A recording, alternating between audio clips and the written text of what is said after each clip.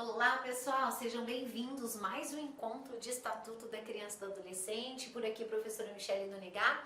Hoje nós vamos estudar as medidas de proteção e falar um pouco sobre o Conselho Tutelar e as alterações 2022 sobre esse tema. Então, vem comigo, vamos lá. As medidas de proteção, toda vez, pessoal, que os direitos fundamentais que a gente estudou na primeira aula do ECA forem violados, o Estatuto prevê, né, algumas violações, é claro que caracterizam crime também, mas além de caracterizar crime, definir essas condutas como crime, infrações administrativas, o legislador ele pensou o ECA como uma forma de compreender porque aquela violação está acontecendo, se a família está em situação de vulnerabilidade, se a criança está em situação de abandono, se há um vício com bebida alcoólica ou uso de entorpecente e tentar de alguma forma contribuir para a ressignificação daquela família, né? Para que aquela família seja inscrita em programas sociais, se essa for a necessidade, e por isso a criança fica em situação de vulnerabilidade, dar a assistência necessária para criar, né, ou para retomar, propiciar um ambiente saudável para o desenvolvimento de criança e adolescente. Então vamos lá, a medida de proteção ela tem essa característica, então nós vamos estudar aqui, olha só.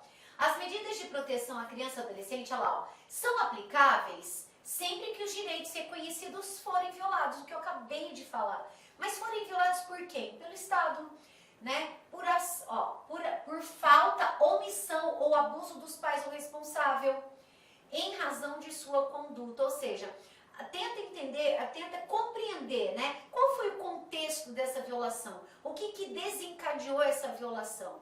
E aí dá o melhor andamento, o melhor atendimento a essa questão, né? Dar um amparo necessário também a essa questão. Então, o Estatuto não de cara vê assim como forma de, vamos, né, usar o direito penal para resolver esse conflito, mas deixando o direito penal como última ratio mesmo para aquelas situações em que configura crime e há intenção, e há dolo ou a culpa, né? Nas situações de vulnerabilidade, por exemplo, aí aplica-se as medidas de proteção. Então vamos lá. Verificada qualquer hipótese do artigo 98, que são as violações ao direito da criança, as medidas de proteção são essas aqui, ó. Encaminhamento de pais ou responsável mediante termo de responsabilidade, ao encaminhamento para que eles sejam ouvidos, para saber qual que é a condição, né? Qual que é o ambiente afetivo, o ambiente físico que aquela criança está inserida, que ela sobrevive. É um ambiente saudável? Afetivamente falando, a criança recebe o amparo, como é que é o ambiente físico, onde que ela mora, ela está frequentando a escola, se ela não está, por que não está, os pais trabalham, a família possui renda, entende pessoal? Então a medida de proteção ela tem esse objetivo e aí vem o poder público então para atender essas necessidades e aí para que a família possa prosseguir, né? Orientação, apoio e acompanhamento, acabei de falar, eles fazem um estudo psicossocial, ouve todos os integrantes da família, colhe todas as informações, passa essas informações para o juiz e o juiz dá o melhor, né, encaminhamento para aquela questão.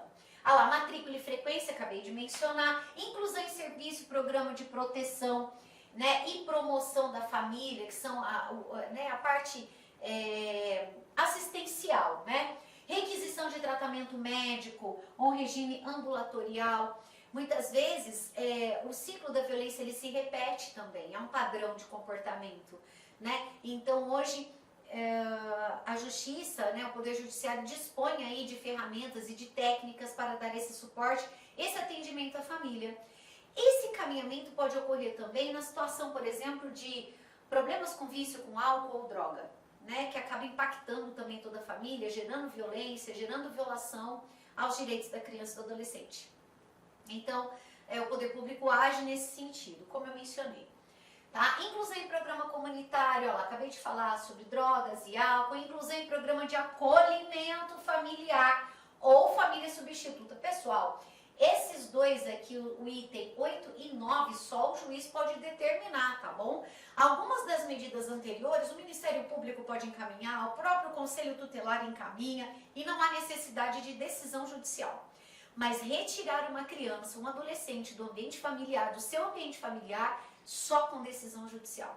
né? O Ministério Público pode requerer, o juiz vai analisar e é ele que vai decidir, né? Que é a colocação, como eu falei, inclusão em programa de acolhimento familiar, quer dizer, eu tiro a criança daquela situação de vulnerabilidade e coloco, né, numa instituição de acolhimento ou em famílias que são cadastradas, que fazem esse, participam, na verdade, de programas de acolhimento, tá? Então, essa decisão tem que ser judicial. Essas são as medidas, como eu mencionei, que não impedem, isso é super importante cair em prova, a aplicação, né, a imposição das medidas de proteção não impede a apuração de fatos que envolvam crimes ou infração administrativa, né? Elas são medidas autônomas, tá bom? Ela pode ser aplicada conjuntamente com outras ou não. Certo, pessoal? Importante isso, hein? Olha só, conselho tutelar, agora o nosso tema, né, principal dessa aula de hoje. O conselho tutelar tem um papel muito importante na defesa dos direitos da criança e do adolescente. É instituído em todos os países, em todos os municípios, pelo menos pelo Estatuto da Criança e do Adolescente, todo município, independente do número de habitantes, tem que contar com pelo menos um conselho tutelar.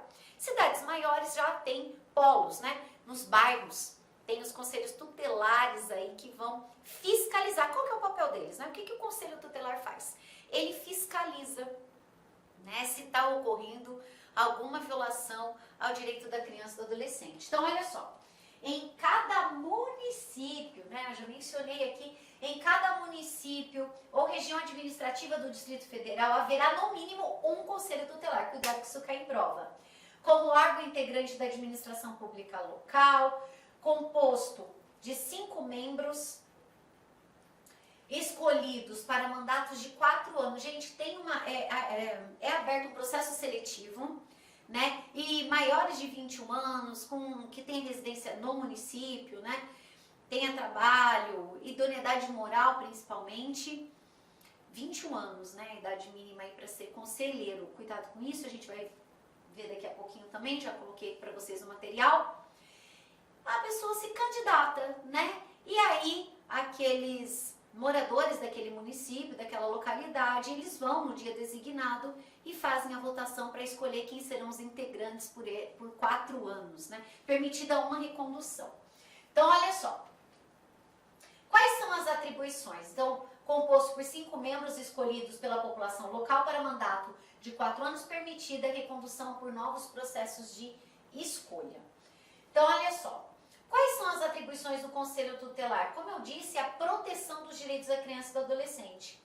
E nós temos a novidade de 2022, foi trazida agora, quentíssima. Nós estamos aqui no LAC trazendo para vocês imediatamente, né? Toda vez que uma lei é alterada, imediatamente nós já procuramos, a equipe toda, né, se prontifica em atualizar as aulas para vocês, para que vocês tenham sempre do melhor, né, mantendo aí o padrão da nossa instituição. Então, olha só, as atribuições do Conselho Tutelar, elas foram ampliadas, pessoal, agora em 2022, por quê? Porque foi aprovada uma lei, né, que alterou alguns dispositivos, alguns artigos do ECA para a proteção da criança e do adolescente contra a violência doméstica. Então, esse tema foi trazido para dentro do ECA, né? De fato, um trabalho, como houve um aumento muito grande de violência contra a criança e adolescente, principalmente durante a pandemia, inclusive episódios que deixaram todo o país consternado, a lei foi alterada para dar mais efetividade, para proteger ainda de forma mais efetiva a criança e adolescente. Então, olha só, coube nessa alteração ao Conselho Tutelar algumas modificações nas suas atribuições que nós vamos ver agora. Então, olha só, o que compete ao Conselho? Atender criança e adolescente na hipótese da violação de seus direitos, aplicar algumas medidas protetivas, veja, aquelas duas não, mas as outras pode encaminhar o pai, a mãe, oficiar se está matriculado em escola, pedir, solicitar, né, a frequência escolar daquela criança ou adolescente. Aí o Conselho Tutelar tem essa atribuição. Atender e aconselhar os pais, como eu mencionei, promover a execução de suas decisões, fiscalizar Então, se o Conselho Tutelar ele recomendou a matrícula da criança frequência escola, ele também tem a atribuição de fiscalizar se a criança realmente está indo. Eles ligam para o pai, oficia, pede para o pai ir até o conselho, a mãe, eles vão até a residência da criança e do adolescente para dar efetividade às medidas. Requisitar serviço público na área de saúde, serviço social, previdência, trabalho e segurança dentro das suas atribuições, né, informações que inclusive depois o próprio conselho encaminha ao MP, se for o caso, ao judiciário. Representar junto ao juiz o caso de descumprimento injustificado das suas decisões, né, ou seja, recomenda que matricule na escola, não matricula, ali vai e comunica ao juiz. Encaminhar ao Ministério Público notícia de fato que constitui crime, já falei, infração administrativa, já mencionei. Encaminhar à autoridade judiciária casos de sua competência. Quer dizer, aquilo que não foi atribuição, por exemplo, a necessidade de colocar a criança e adolescente em acolhimento, né, em instituição de acolhimento. Aí, nessa situação, cabe ao juiz e aí o conselho, então, encaminha ao magistrado para a decisão. Expedir notificações, já mencionei, requisitar certidão de nascimento, óbito, quando necessário, assessorar o Poder Executivo na elaboração de proposta orçamentária, planos e programas de atendimento. Fundamental essa participação do conselho nesse quesito, porque os conselhos eles estão nos bairros, então os conselheiros conhecem a realidade daquele bairro, daqueles moradores daquele bairro, da família, porque eles estão atendendo, e sabem então informar melhor o poder público de quais são essas necessidades para que elas sejam de forma satisfatória atendidas. Representar em nome da pessoa e da família contra a violação dos direitos previstos, né, da criança e do adolescente. Representar ao Ministério Público a ação de perda e suspensão do poder familiar. Veja que quem vai decidir sobre a suspensão da guarda, né, do poder familiar, melhor dizendo, é o juiz. O que é a atribuição do conselho é representar ao MP. Passa, fala, olha, a criança está numa situação de violência, de crueldade, se continuar assim vai morrer. Então, qual que é a atribuição do conselho? Informar o MP. E aí é o MP que é o autor dessa ação. É ele, com base nas informações repassadas pelo conselho, é que vai propor a ação de suspensão ou perda do poder familiar. Pessoal, cuidado com isso. Tá bom? Não é atribuição do conselho determinar, não é o conselho que determina essa suspensão ou perda, é o juiz. Olá, meus amigos! Inicialmente eu peço licença a vocês, mas essa videoaula é uma videoaula demonstrativa aqui do site Lá Concursos, para que você tenha acesso, que você conheça a qualidade das nossas videoaulas. Olha só, papo reto, esse nosso curso, eu garanto para você que ele é completaço, atualizado, ponto a ponto do digital, e nesse curso aí está todo o conhecimento necessário e suficiente para que você seja aprovado no concurso. A sua prova está nesse curso. Professor, qual que é o investimento? Cara, você não vai nem acreditar, é isso mesmo, R$ 119,90. Professor, é o valor da parcela? Não, valor único. Pode parcelar? Sim, nós parcelamos ainda em 3 vezes no cartão de crédito. Pode ter certeza que vai ser o seu melhor custo em benefício de investimento na sua vida.